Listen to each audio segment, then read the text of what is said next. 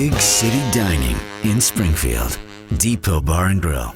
If you search Google for reports of stolen 23-ton cranes, you won't get that many results. It is not a common crime, but it did happen in Springfield last week, and now the owners of the crane are offering a $5,000 reward in hopes that the cash prize will produce some leads. We didn't know it till Thursday morning, and one of my guys called me and he asked me, did I have the crane? I said, no. And he said, well, it's gone. He thought maybe I might have sent it somewhere or something. And so we got to looking back on our footage on our surveillance thing, and we saw the guy.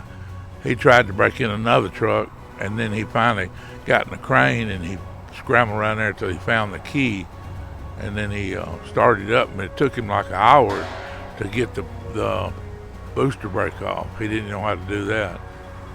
And then he drove it out. Have you ever heard of a crane like this being stolen before? It's a pretty big piece of equipment. No, sir. I've never heard of it, never had one stolen. Now, we were aware that the crane had been stolen, I believe, on Thursday or Friday. That's when we became aware of it.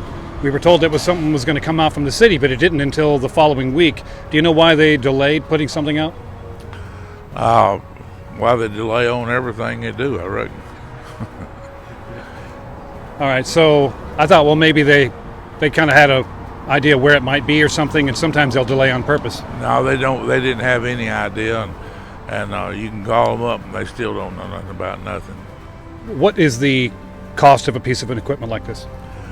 Well, I bought it brand new, and it was I give $198,000 for it. So $200,000 rig, and it's still probably worth $150,000. And I had it underinsured.